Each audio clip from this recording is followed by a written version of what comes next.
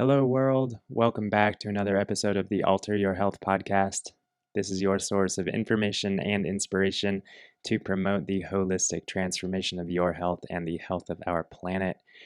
And for those of you just stopping in for the very first time, just want to wish you a warm welcome. My name is Dr. Benjamin Alter. I'm the host of this podcast.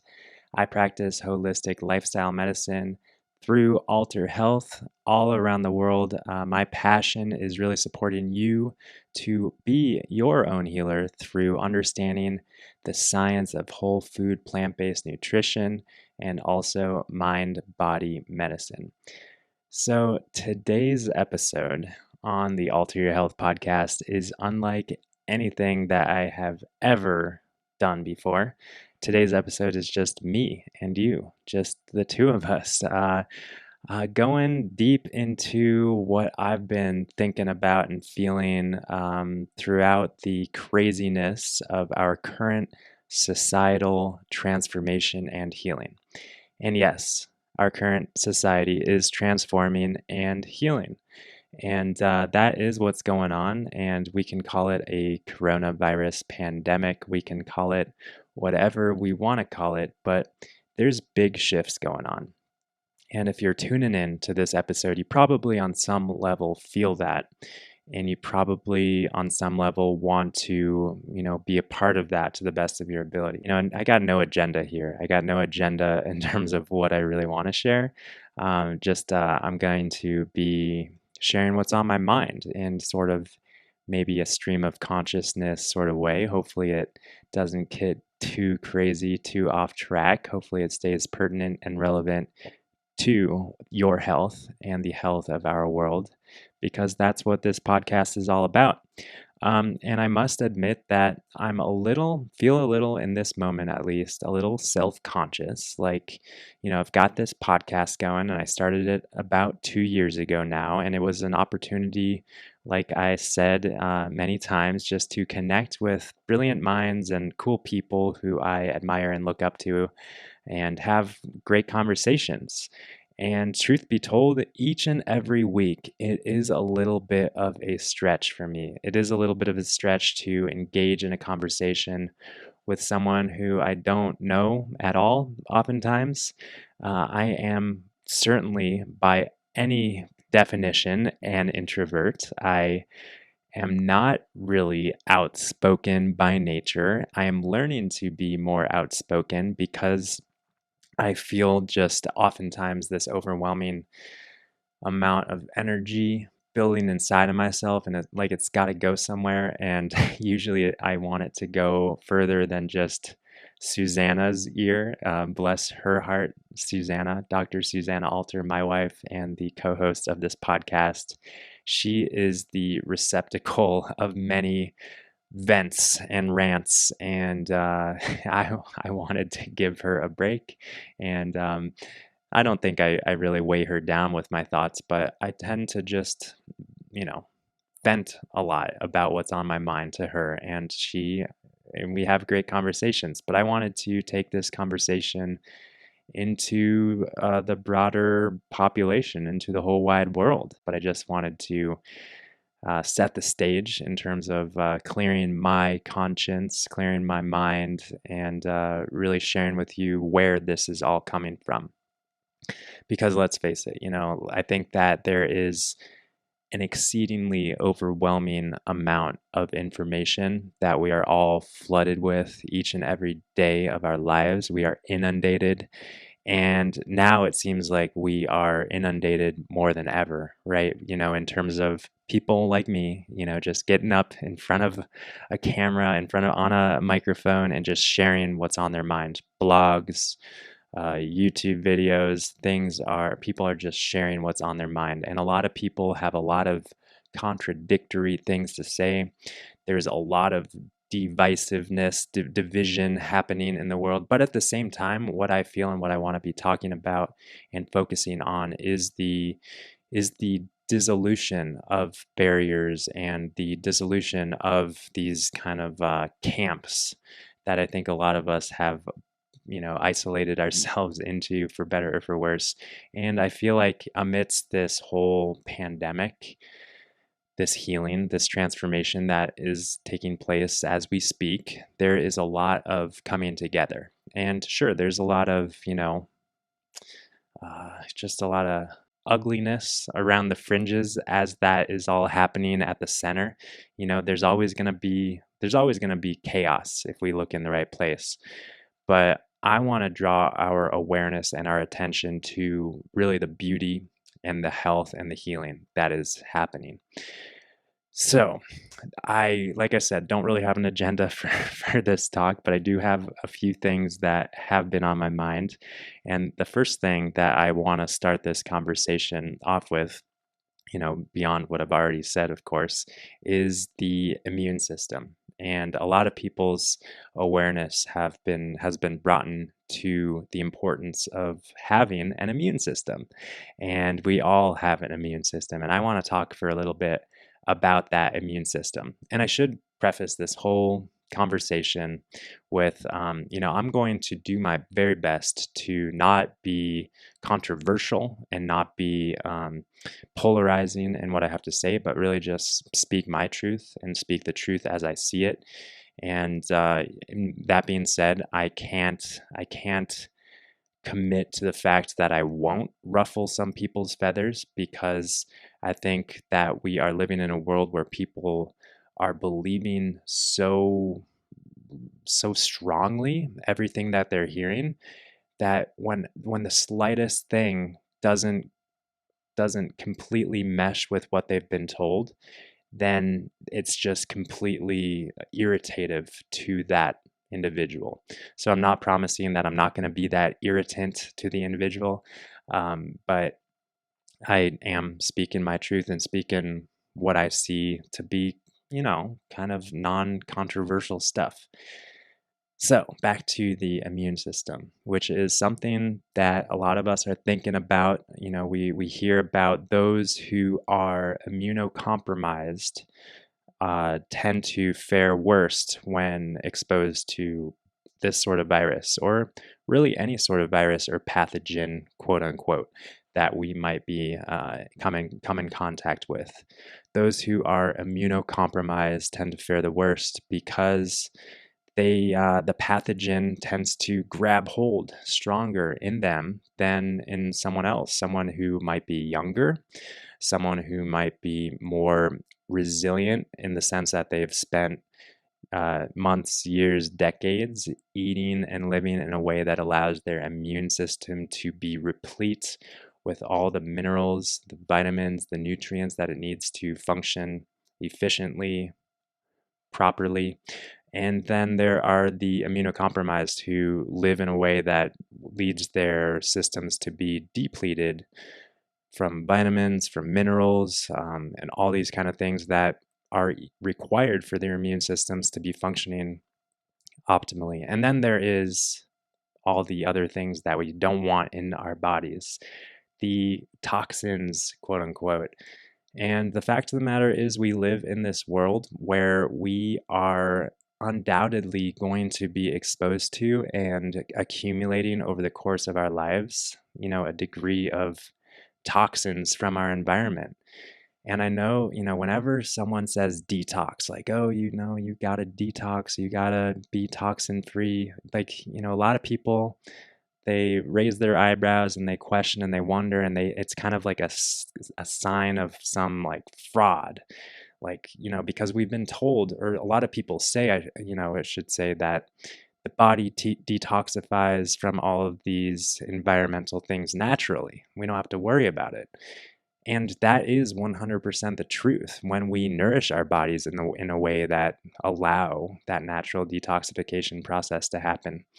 But if we just consider that the standard Western diet is completely depleted of vitamins and minerals, it's a nutrient poor diet, it's a calorie rich diet, it's excessive amounts of saturated fats and all of these, chemicals that really are in the food supply. And those things accumulate and burden our detoxification pathways. They just, shut it down. So if we consider that, and then we just also consider that every year there are more and more artificially made chemical toxicants in the environment, from, industrialized agriculture to other sort of synthetic chemicals and whatnot used in the production of plastics and, biotechnology and computer chips and like everything, all of these chemicals that are used in the production of everything that we know and love today, they stay in our environment, and then they've got a half-life. They make their way into the air supply and the water supply, the groundwater, the earth itself, and then our plants are totally contaminated. Our clouds are contaminated. We're being rained down on by all of these quote unquote toxins. And once again, it's a huge umbrella term to just point out that our world is not that clean. And that has a continuous burden on our system over the course of our lifetime. And then, if we're not nourishing ourselves in the proper way, once again, then that toxic accumulation is just confounded with the blockage of our detoxification pathways, which, by the way, are our liver, our kidneys, our bowels, our skin, our respiratory system, our airways. These are ways that we release toxins back into the world. We detoxify, and these are also ways that we potentially accumulate toxins into our internal world.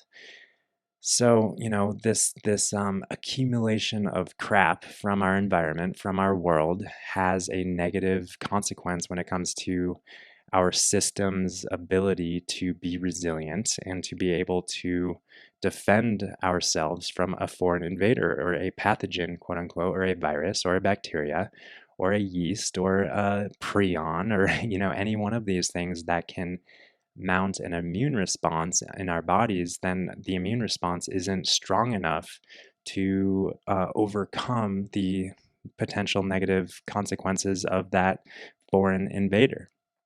But it's not the foreign invader's fault, right? The fact of the matter is that we live in a world where we are so dramatically outnumbered. What I mean is, out of your 10 trillion cells in your human body, and I'm going to be using just very rough figures, very round numbers. Out of the 10 trillion human cells in your body, there are more than 50 trillion bacteria cells that make up your, quote unquote microbiome. And those are, of course, in your intestinal tract, in your stomach, and your lower intestine, your small intestine. All of your organ systems have a microbiome, and of course on our skin as well, we've got a microbiome on our skin. So there's 50 trillion to some or something like that, bacteria, and then there are, I think I heard, like 300 and something trillion viruses potentially on a healthy human being. A healthy human being harbors somewhere around 300 trillion viruses. And once again, don't quote me on these figures, but this is just very rough ballpark estimates, round numbers, to point out the fact that we are, once again, heavily outnumbered by these microorganisms, which are not bad guys. They're not bad guys. They really aren't. It's a matter of developing this healthy, interconnected relationship with our microbial world. And we have created a society. We live in a society. I don't know if we created it. I don't know who created it. But we live in a society where we are told to protect ourselves from viruses, from bacteria, to sanitize our hands, to be careful about what we touch. And obviously, if someone is spewing up blood and mucus and pus, and we don't want to like go over there and clean them up and then like have lunch. We want to wash our hands, and we want to be mindful of our exposure to quote unquote potentially harmful pathogens. But by and large, our health, our resilience, our immune system depends on the harmonious relationship that we have with the microbial world, not a disconnected, dysfunctional relationship, but a healthy, mutually beneficial relationship. So, this pandemic has resurged this fear of microbial world, this fear of viruses. I mean, just in my home state of Colorado, it's becoming a mandatory thing to wear a face mask in public. And that is built on this theory. And once again, this is where I might be ruffling some feathers, and I don't intend to do that. But I just want to point the fact back to, not an us versus them mindset, not a, pathogens are bad. We got to protect ourselves. We got to kill them. We got to defend ourselves. But the fact of the matter is, we're being told that narrative. We're being told that we need to sanitize everything. We need to wipe everything down all the time. We need to wear our face masks when we go out into public, even when we're walking down, the bike path, or even we see people walking around with face masks on the hiking trails. We're told that we need to live essentially in fear of a foreign invader. And we'll get into, something else I want to talk about is the fear, is the stress that our body experiences and the negative consequences of that. But just this narrative of the us versus them, of the bad guys that we need to kill, that we need to protect ourselves from, it's simply not the full story. And I'm not, once again, suggesting that we go interact and hug and kiss everybody during a pandemic, but I'm suggesting that we remember that there are many factors, many factors that play into an individual's susceptibility to disease, and the exposure to the germ is just one of those factors. If you put a crowd of people, together, and then I don't know, you just imagine like 1,000 people in an enclosed space, and then you pump in like a bunch of viruses, a bunch of contaminated viral elements are just floating around in this enclosed space. Out of those 1,000 people, not everyone is going to get sick. Not everyone is going to experience the negative consequence of that viral infection. There's going to be a lot of people, hopefully, that mount a healthy immune response that maybe leaves them feeling asymptomatic completely, or just mild symptoms for a day, and then there's going to be people who die. And I'm not saying that we should forget about the people who die, but we should focus on what kind of is wrong, so to speak, quote unquote, with those people who have died, and work in a way and look in a way to fortify the resilience of those people in sort of a preventative measure. Now, once again, it's hard to make these claims, and it's hard to push this narrative smack dab in the midst of a pandemic. I totally understand. We can't be talking about prevention when there's a risk of the medical, system being overwhelmed by people exposed to this virus. But this is about what this virus is teaching us. This is about the healing. This is about the transformation that this virus, that this pandemic, that this situation is teaching us. So really, what I feel is that we are being taught the importance of really fortifying our innate immunity, our innate resilience. And the great thing is that as we do that, as we fortify our immune system, as we live in a way that allows our body to detoxify, allows our body to heal, we also reverse or completely prevent or completely reduce our risk to the number 1, 2, and 3, and probably 4, 5, 6, 7, 8, 9, and 10 killers in our world.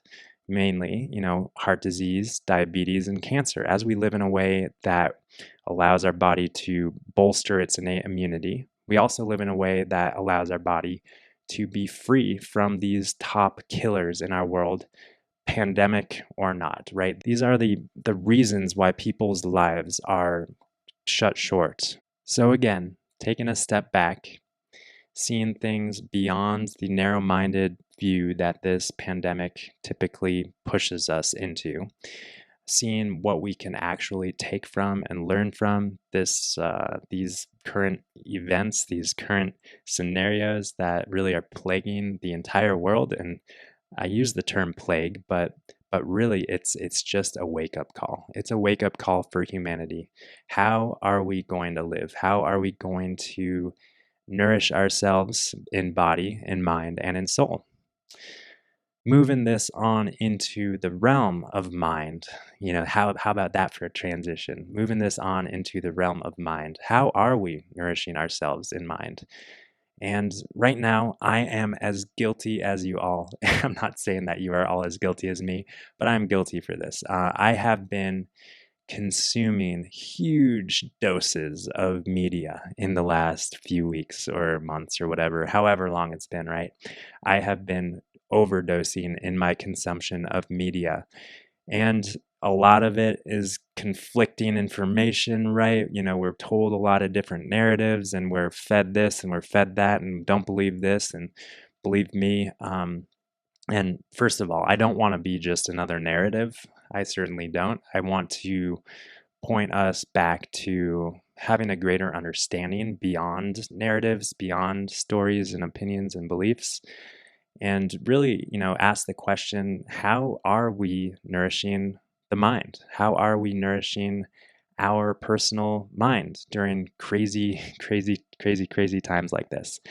And it's hard. It is hard. Like I said, I am quote unquote guilty of it. And I'm not judging myself or criticizing myself, but really just recognizing my human tendency to feed the addiction of control and thinking and figuring out and knowing and learning and understanding. I think we all have this insatiable appetite for the truth, to know what's really going on. And I think that's a beautiful thing, right? I think we need to nourish that appetite. We need to respect that appetite and continue to seek the truth, but also in a way that doesn't sabotage our moment to moment well being. So let's talk about that moment to moment well being for a second. I want to invite us all to just pause right now and just take an exhalation, let it go, and remember that you are in this moment and in any and all moments completely mentally, physically, emotionally, spiritually well and connected and perfect and present and loving and all of that beautiful stuff. You already are healthy. You already are wise. You already are all of the things that you seek. And I do mean it and I do believe that. And our moment to moment well being is oftentimes forgotten when we get really caught up in different narratives, different stories that lead us in any direction that leads us to forget that fundamental truth. So, I, once again, in the last few weeks, have been experiencing my sanity seem to slip away. And then I get caught in these rabbit holes and trying to understand what's going on, see the truth, and figure out things. And I need to remind myself more often now than ever before to literally put stuff down, to shut my computer, to turn off my phone, to look in another direction. Luckily for me, right now, that other direction is just out the window, looking at the beautiful mountains, opening up the door, and going for a walk. Literally, it is that easy for me. And I would suggest or consider that there is an easy escape, so to speak, for you to find new perspective, fresh thoughts, peace. And I think it's important that we all remember that the peace, the fresh thought, the groundedness, whatever it might be, whatever that good feeling is to you, it's so important to know that that good feeling does not come from opening up the door and going for a walk in nature. It does not come from doing a yoga class or a meditation or watching some video or reading some book or talking to a friend or a loved one. That good, peaceful, loving feeling comes back to who you truly are. And our thinking and the way that we get wrapped up into different stories, whether they're our own stories or someone else's stories that we get told, that we get wrapped up in, that being wrapped up in feeling just simply has a way to create a delusion of our ultimate fundamental always the truth reality, right? So go on the walk, call a loved one, do your, Zoom parties, continue all of that stuff, and continue to experience and feel the peace. But also remember that the peace is not coming from those experiences. The peace is who you truly are. And that is a big and important pill to swallow. And I think it is kind of a medicinal pill that we can all swallow, is really understanding and feeling and connecting with the peace that we are already. Because I know that as stories become more complex, as pandemics become more worse, as everything evolves in this crazy way that the technosphere has allowed it to, the consequence of that for so many of us is to become more and more seemingly disconnected from our true nature. So the more that we can remember who we truly are, the more that we can be present, be quiet, be here now, the better, right? And once again, it doesn't mean that you've got to meditate. It really doesn't.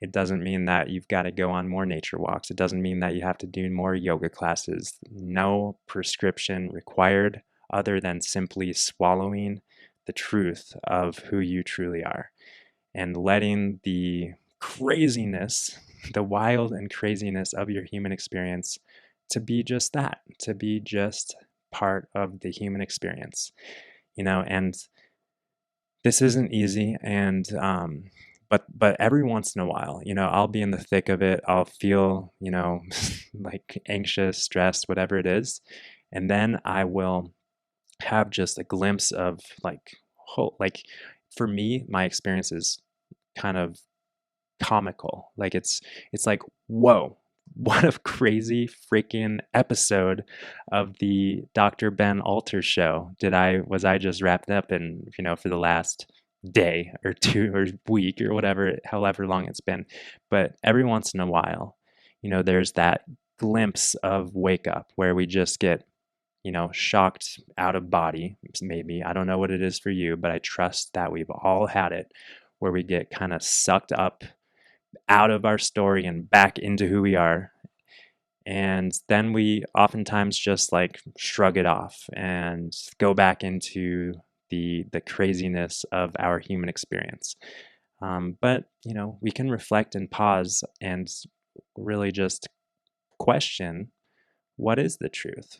Who am I really? Am I the person who is living and playing in this human experience crazy story, running around and watching the YouTube videos and listening to that person, this person, and being traumatized by this and reacting to that? Am I that? Is that really me? Or am I something bigger, something greater, something deeper, to which that is just one aspect of the human experience, and I'm actually beyond, beneath, expanded from? Oh boy, where was I? Where was I? And where am I? And where am I going? I was afraid that this was going to happen. I was afraid that I was going to just go deep into rabbit holes and tangents, and as I do so, sometimes I feel like I'm channeling such powerful message, and then it like I hit a brick wall and I like, totally trip over my words and totally lose it. So that tends to happen. I think that's part of the human experience as well.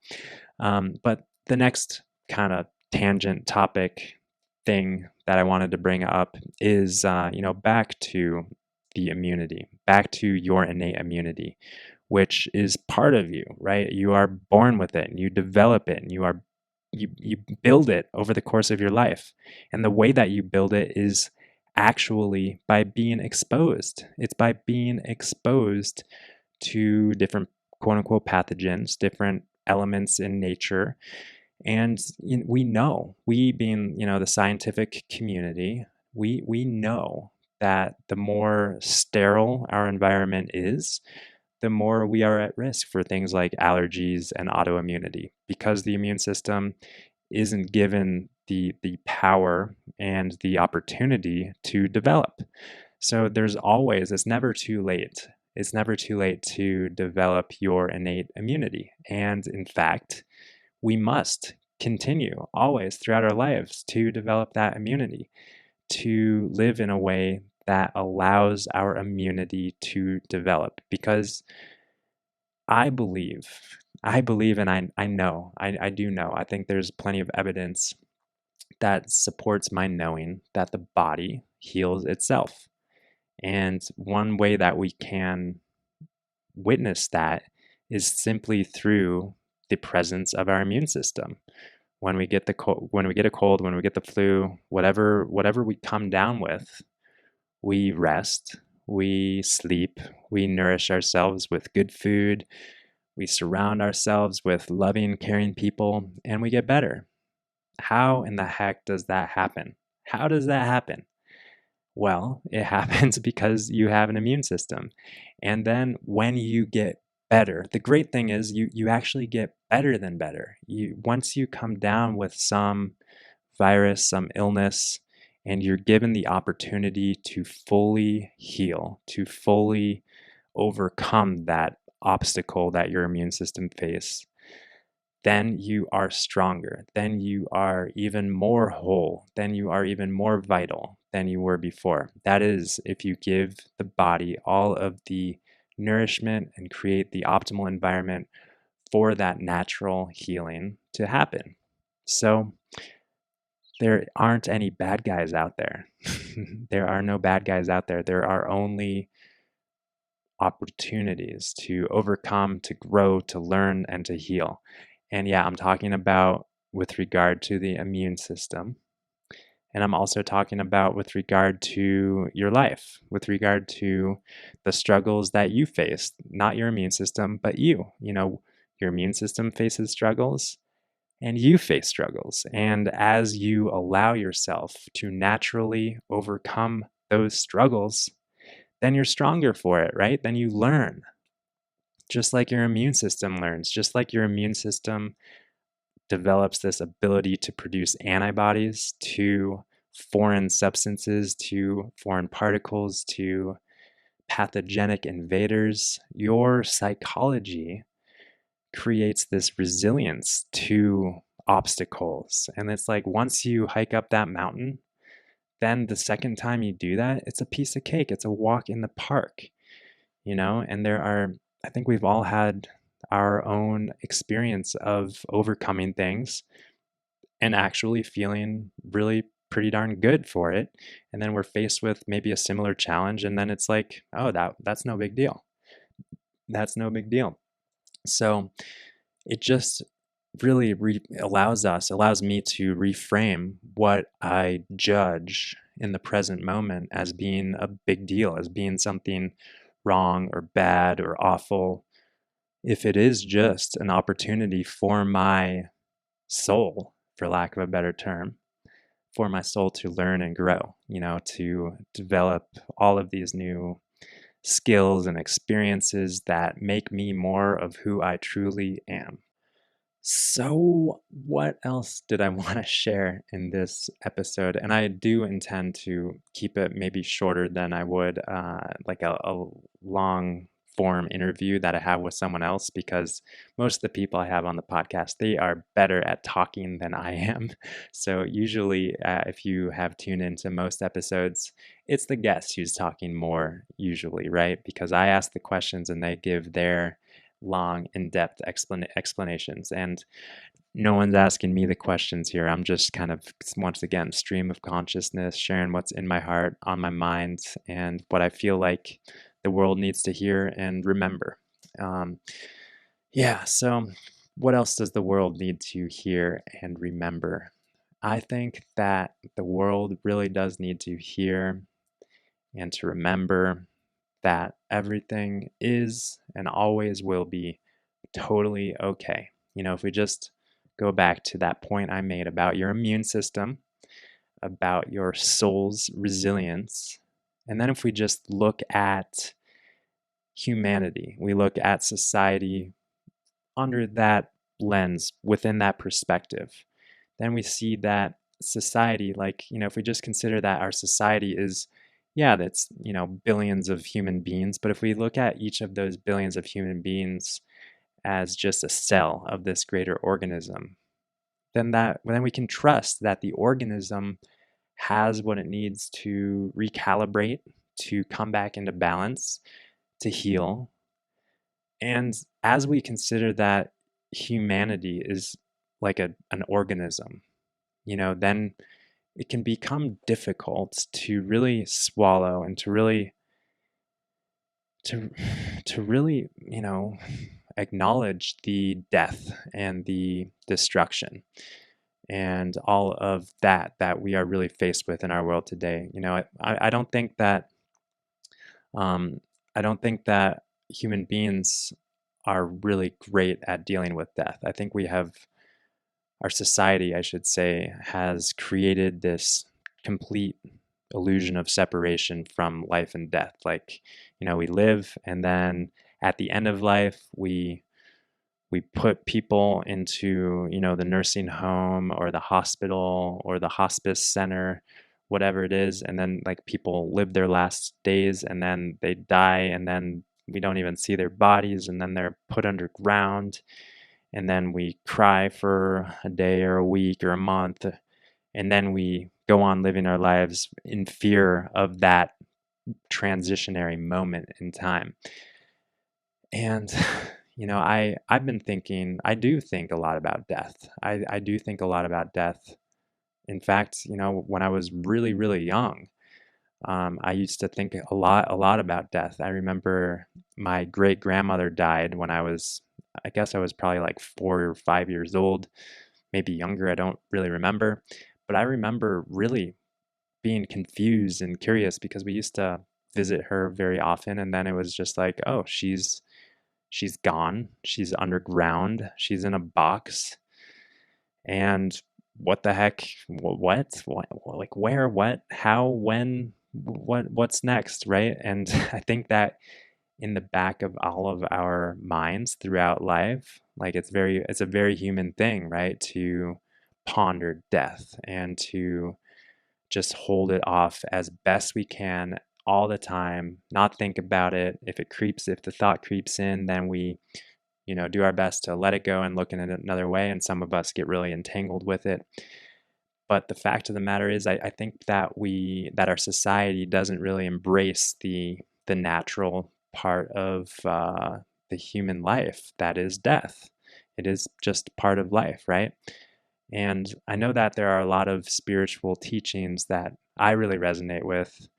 I think it was, Ram Dass or something like that, who would say something along the lines of, life is just a rehearsal for death or something like that. Like we live our lives just preparing to die.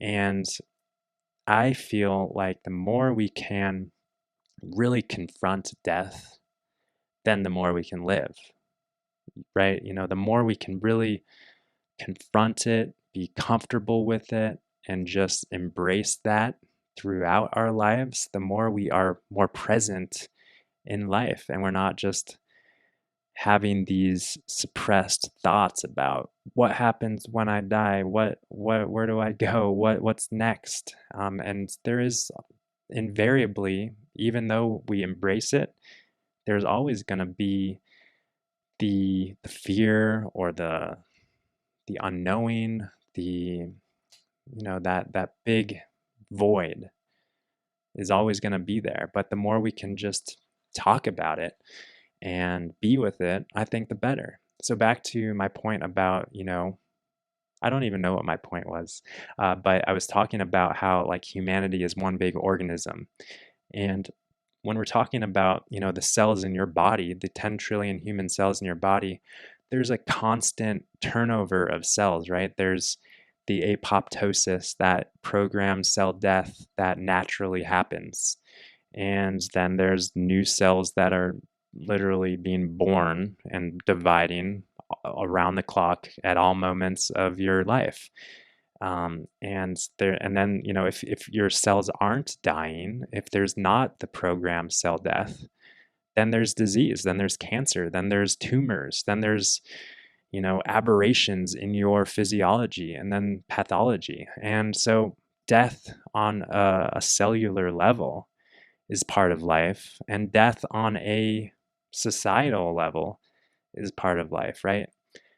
So we really have this opportunity to confront it and to make peace with it so that we can be more present in our lives. I think that that really is a big opportunity here. And I've seen posts on my Facebook feed of people who have lost loved ones during this time and during all times, right? Because I know that a lot of people have succumbed to the pandemic, to the virus, but people are succumbing to cancer and to automobile accidents and suicide and violence and heart disease and all of the things around the clock all the day, all every day of the year, right? So it's not something new to be confronted with death, but I think that more and more of us are confronted, and it's a good thing. That's really what I want to say. I want to say that's it's a good thing. And I guess I'm also saying that when we look at humanity and society from that bigger perspective, from a really higher, elevated viewpoint, we see that there is death, right? We see that if there's not death, then there's uncontrolled growth, and that's unhealthy, unsustainable. And I'm not saying that we need to depopulate or anything like that. I'm certainly not. That's not what I'm trying to say. But I am trying to say that we don't live forever, right? We don't live forever, and what we can learn from those who pass and what we can learn from death is how to live. And specifically, back to this pandemic, back to this virus scenario, we see that those who pass, those who succumb, by and large, have a dramatically suppressed immune system by the nature of their pre-existing medical conditions, by the nature of their, heart disease or diabetes or hypertension, whatever it might be. There is something going on in the body that diminishes their vitality, diminishes their immunity, diminishes their resilience and their ability to respond as they need to. So, what can we learn from that? What are we learning from that? Are we learning anything from that? And I really sure do hope that we do learn something from this. And I do feel like we are learning something from this. I feel like, in the midst of this societal healing and transformation is a healing and transformation of our quote unquote healthcare symptom system. And I'm using quotes because we know that the healthcare system really has not been a healthcare system. It has been a disease management system at best. And I remember learning in medical school that the third leading cause of death was the proper practice of conventional medicine. And that was astonishing to me. And how we come to that figure, I don't want to get into the statistics, but if you just consider the iatrogenic illnesses, the side effects from medications, the other diseases and pathologies that are induced from medical procedures and treatments and operations and pharmaceutical stuff, then we are causing a lot of death in the proper practice of conventional medicine. So we need to take a step back and consider how we are going to actually create a resilient human race, because our human race has just been, I think we plateaued long ago. We have been extending lifespan for the last 100 years or whatever, or actually for longer than that. But we know that lifespan is actually starting to decline again. And then if we just look at the, last 10 or 20 years of most people's lives, it's not living. It is being kept alive more often than not. Being kept alive, pharmaceutically by strong medications that suppress pathology at the risk of developing other um, conditions and whatnot. Being kept alive in treatment centers and hospice centers and nursing homes. We are being kept alive. So this is really, I feel like, a wake up call to live, a wake up call to live in a way that supports our innate ability to thrive because we all have it in us. And that's, the foremost mission and point of this podcast, of the alter health, of the work that I am called to do, is remind the world that you are the healer. There is nothing found in the doctor's office today, at least, the doctor's office of today. There's nothing that is required for your healing in the doctor's office today. And actually, in any doctor's office ever, there is nothing that you need in order to heal. Now, I'm not saying that they don't have good recommendations sometimes, good devices that can analyze and help diagnose and figure out what's going on. But when it comes to actual healing, and I'm using the capital H healing word, when it comes to healing, we can only do that within our own lives. We are the only ones who have control, who have the power to heal ourselves. And what I mean by that is the way that we are eating, the way that we are fueling our cells, the way that we are allowing our body to be replete with the vitamins and minerals and nutrients that we need for an optimal, thriving immune system, detoxification system, digestive system, neurochemistry system. All of these things that happen in our body are dependent upon the nutrients that come into your body through none other than food.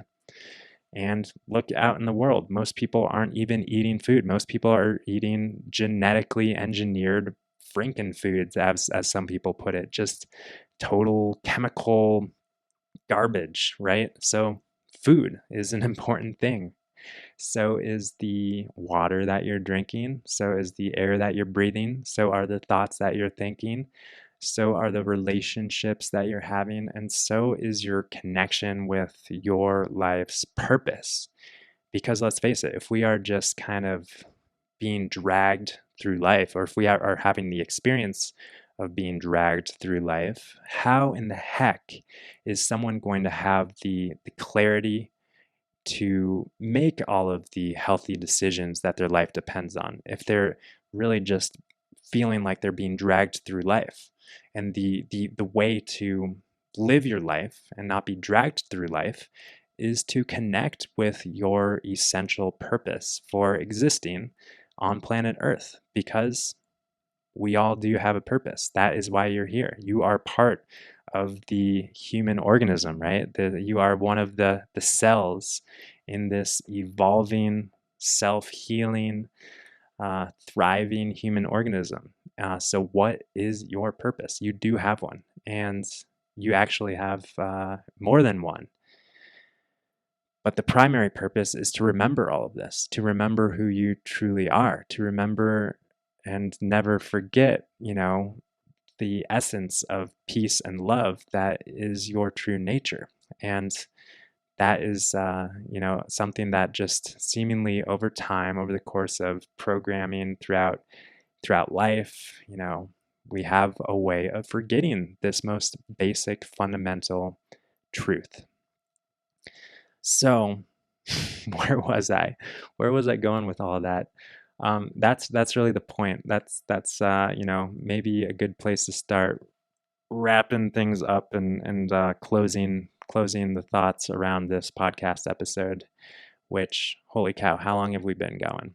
50 minutes? Holy cow! Yeah. So, um, I guess I can talk when I'm given the time and space to do so.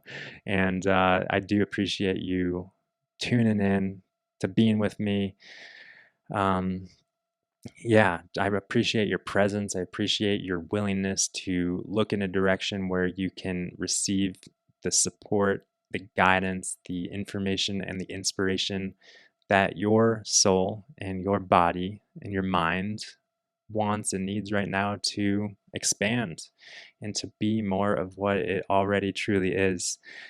That's what it's all about, you know. So I'm glad that I made it through this episode here without going off on too many deep tangents, and hopefully without ruffling too many feathers around any sort of controversial stuff.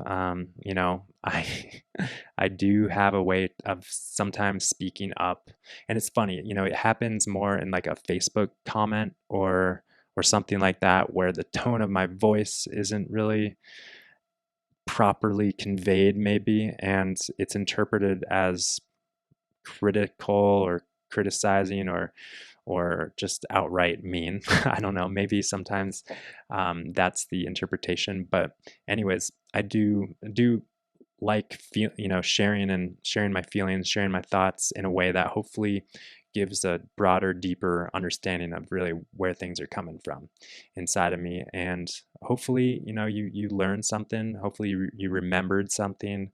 Hopefully, you are guided and inspired to take some action, because that's really what it's all about. I think that the world has plenty of information. There's plenty of stuff out there, right?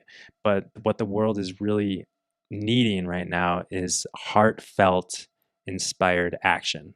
And I'm not talking about like activists, and I'm not talking about protests. I'm not talking about like, I'm not talking about that againstness, because there's a lot of againstness. And I really, if there's one last message that I can convey in this episode here today, is that, you know, if we can all just find something that is meaningful within ourselves and stand behind it with fearless, fierce love and compassion, and move from there. Move from there. Allow yourself to be moved from inspired love and compassion, because a lot of people are feeling a lot of angst, feeling a lot of disturbance and irritation or whatever it is, or anxiety, worry, whatever it is, and they're acting from there.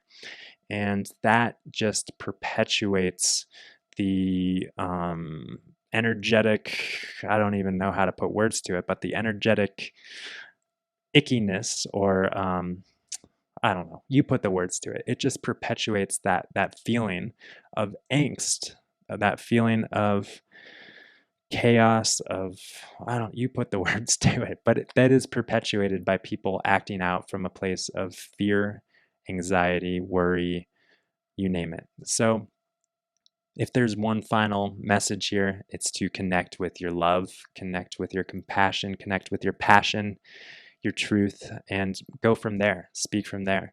And then if you do feel worry, if you do feel fear, if you do feel the anxiety that all human beings feel, because yes, all of those emotions are undoubtedly part of the human experience. If you don't feel those things, then I'm a little bit more worried. Uh, a little ironic, right? But if you do feel those things, you're human. So thank you for feeling those things. But when you do, just allow yourself to remember what those feelings are. Just innocent biochemical reactions taking place in your human body for the purpose of waking you up to the present moment, for the purpose of reminding you what's going on. It's not those quote unquote negative emotions are not a reason to react. They're not a reason to respond. They're not a reason to go up against. They're a reason to simply wake you up to the presence of what's going on in your biochemical, multidimensional human experience, right? So then we are woken up to the present moment. We exhale. We find our center, which is always there. We reconnect with what is always there, our love, our peace. And then we are guided because when we're connected to our center, we are also connected to the infinite flow of wisdom that is 100% of the time guiding us in life, through life, to do, to be, to show up in a way that best serves our own individual soul's growth and evolution and the collective. So that's really, the biggest thing. That's the biggest thing, is to really be moved from your peaceful place. And, when you're feeling disturbed, whatever your stressful flavor is, let it go. Just be present, feel it, and then let it go. No, don't let it go before you feel it. Let it go when you feel it. Because when you feel it in its fullness, then it naturally is let go. I know a lot of people are saying, oh, people just say, yeah, let that shit go. But really the real letting go comes in the fullness of the feeling, right? Oh yeah. Before I sign off, you guys, I did want to bring up the point that, speaking of stress, that word came out. That word came out of my mouth, and then I was like, oh yeah, stress. Stress, when we're talking about the body, when we're talking about physiology, when we're talking about health, there are really two channels that your physiology operates on. There's peace, which is your default peace. Oh yeah, I get that. That feels good. And then there's stress, which is your recalibration response, right? Otherwise known as the sympathetic nervous system response. There's two channels. There's peace and there's stress, or there's parasympathetic and there's sympathetic. And maybe, you could argue, and I think we could scientifically point out that sometimes those two channels are operating, maybe not full blast, like one channel on and one channel off, but like a little bit of both sometimes, and a little bit of peace, a little bit of stress. But the fact of the matter is that stress, the stress channel, the sympathetic nervous system response that, is really here for us to keep us alive during times of complete trauma and chaos in the human experience, really to be activated maybe at most 30 minutes at a time, maybe once a week, a couple times a month, something like that, when we literally need to run from the frickin' tiger, we need to escape harm's way. That sympathetic nervous system response for most people on planet Earth during 21st century, especially during maybe the coronavirus pandemic, that sympathetic stress response is really activated more often than not, to some degree, right? And a lot of us are actually addicted to the biochemical process that stress provides our bodies. But the consequence of that, you guys, is immense when we're talking about both acute and chronic health and disease. In the acute, we are totally shutting down our immune system. We are totally, as I said the other day, like flipping the circuit breaker of the immune system so that we are incapacitated to rise to the occasion to quote unquote fight the pathogen inside. So, what does that mean?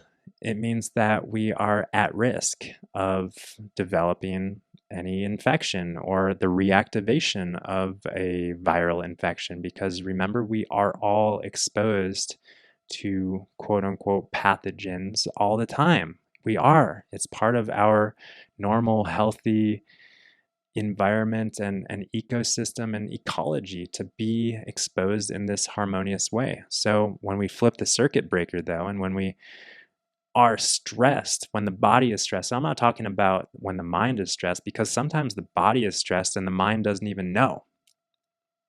But when the body is stressed, then we simply do not have our immunity. We are immunocompromised in that moment. So, and then the chronic consequences of that sympathetic stress response are all of the chronic diseases, right? All of the diseases associated with cardiovascular health, pulmonary health, respiratory illnesses, chronic diseases associated with diabetes and, metabolic issues, indigestion and SIBO and dysbiosis, all sorts of gastrointestinal things, endocrine things. It all comes down to your nervous system and which channel you're operating on most of the time, right? Because we're not perfect, and it's not about just living in your zen 100% of the time, but it's about cultivating that reconnection and that remembrance of what your default state is, and in a way, kind of training your body to be there more of the time, which once again, there's nothing that you need to do because it's who you truly are, but it's a matter of waking up to that. It's a matter of just seeing the truth, feeling your truth, and going from there. So I'm glad I remembered to fit in that last tangent about stress and about, oh man, I don't even know what we talked about today. We talked about purpose, we talked about stress, we talked about death, we talked about the immune system, we talked about this ecology, this relationship with the microbial world. I didn't really talk about nature, but maybe that's a topic for another day. Nature can really remind us of all of these things, and a lot of us have this nature deficiency. So I think that's enough, you guys. So this was a little experiment. This was a little test. This was a little, something new for myself. I made it. I did it. And it wasn't easy. There were times where I was like, what the heck am I doing? But we made it. I made it. And you made it with me. And I do appreciate you for tuning in. And hey, if there is someone who you know and love, someone who might benefit from connecting with this information, you can feel free to share this episode with them. And if you're not already subscribed on whatever podcast video platform you're tuning in from, whether it's YouTube, iTunes, wherever else, I do appreciate that subscribe, that rating, that comment.